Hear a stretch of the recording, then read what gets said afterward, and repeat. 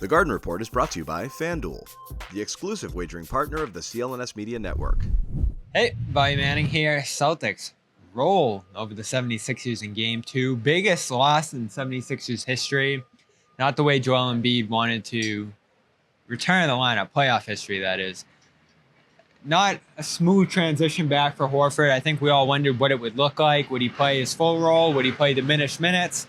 Would he just sit on the bench and scare the Celtics with his availability, but actually not play? It was clear when we got in here, Josue, Doc Rivers said it's going to be full go for Embiid if he plays, and he was on his way to 34, 36 minutes before he ended up checking out of this game in the late end of the third quarter. Celtics pushed it over 30 into the fourth, and he never came back again. But you saw the defense, the shot blocking of Embiid in this one. Offensively, very awkward, and the Sixers were a disaster on that end. Yeah, he was very limited, and I think we all expected that. But I just think maybe the Philadelphia 76ers overlooked how that was going to change things, right? Obviously, can't get up and down the floor the same way they did in Game 1.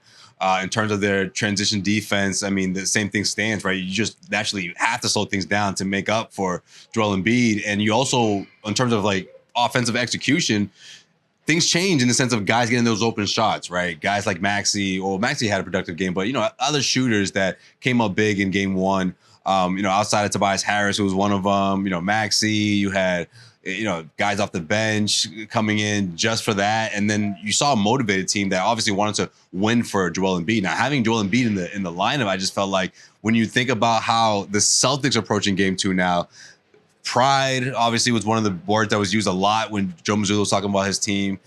Effort, energy, going out to even the score before you go out back to Philadelphia.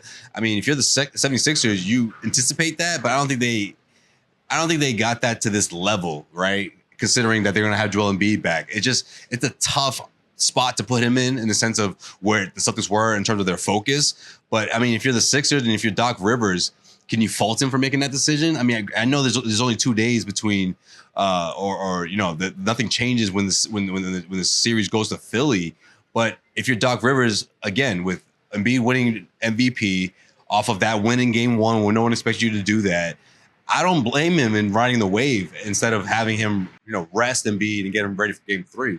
The Garden Report is brought to you by FanDuel. New customers can get a no-sweat first bet up to $1,000 when you go to FanDuel.com/Boston. Doc did get asked pregame why they're bringing Joel back for this game, and he had this to say about making the call on this. Doc, a lot of talk on the outside is that you've accomplished a mission. You stole one here. You now have home court. Why bring Joel back here? Why not give him the extra couple of days and bring him back in Game 3? Yeah, it's logical thinking. But players, when they're healthy, they should play. When they're not, they shouldn't play. That would be my answer. So I can guarantee you, if Joel's playing, he's healthy. If he's not playing, he's not. And I don't get involved in it a lot. Honestly, I leave that up to smarter people than me to decide. But we're not going to risk him for anything. So as you saw there, similar sentiment to what you just said, Josue. Right. They want to get him out there if he's healthy and get him back in the flow in the mix. And this might have been necessary from Philadelphia's perspective, just to get him conditioned and in the mix offensively again. And it was awkward at times. They couldn't get him close to the basket. He took a lot of fadeaways and tough shots with guys straight up on him, and he missed his pair of threes that he took there. So I'm sure we'll see a better version of Embiid than this going forward. Though I wonder, Doc said he doesn't get involved in this. We've heard, as John and I said on the show tonight, from Philadelphia guys that Embiid gets out there when he wants to, and there's all that hype of the MVP celebration. Yeah, but this is his day. I feel like if Doc was a part of that decision, it would 9 times out of 10 would be like, he's playing. You know what I mean? Like he would be that guy, or he would talk Embiid into playing. So it's good that he's not a part of that. The question is, do we see him get better than this through the series, or is he just going to be hobbled in this diminished version of himself throughout? Because that's where you start thinking about Celtics in 5. Yeah, I mean, it's really difficult to say, Bobby, but that's a good point. I mean, it's worth mentioning because we don't know how his body's going to respond. Motivation of being down in the series can play a part, right?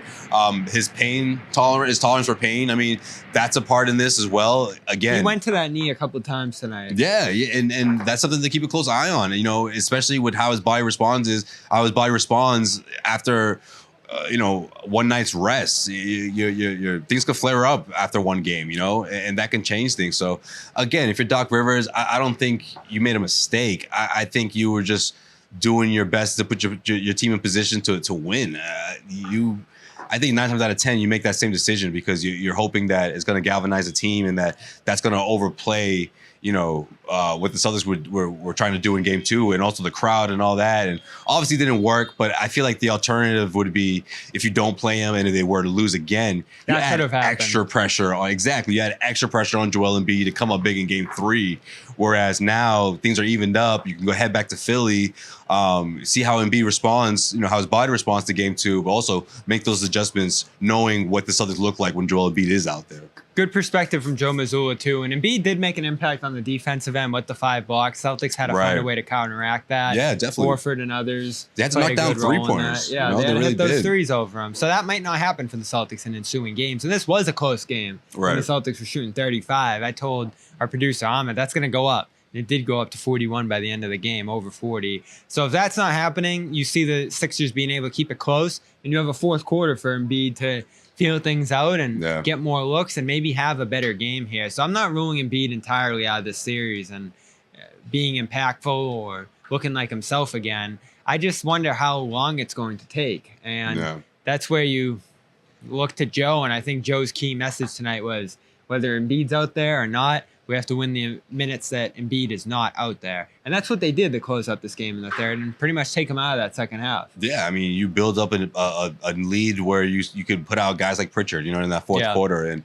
that's when you see the dominant Celtics, when they take the life out of you and they look like the team that's not only the best in the NBA, but one that's just damn near impossible when they're that focused. But again, it's off of a loss. It's off of the fact that this team was down 1-0, the first time they've been down in a series throughout this playoff run. So this is how they respond. How do they respond when things are 1-1? We'll have to wait and see on Friday. Yeah, and I want to hear from the Philly fans. How you feeling about Embiid? How you feeling about the Sixers now with where they're at, tied 1-1 in the series, going back to Philly? They're going to be rowdy over there, Bobby. Celtics fans as well, you're expecting more from Embiid, let us know. And check out our next video on Joe Mazzulla's defiant, resilient, whatever you want to call it, night. Yeah, it was defiant. Yeah, some defiance in there.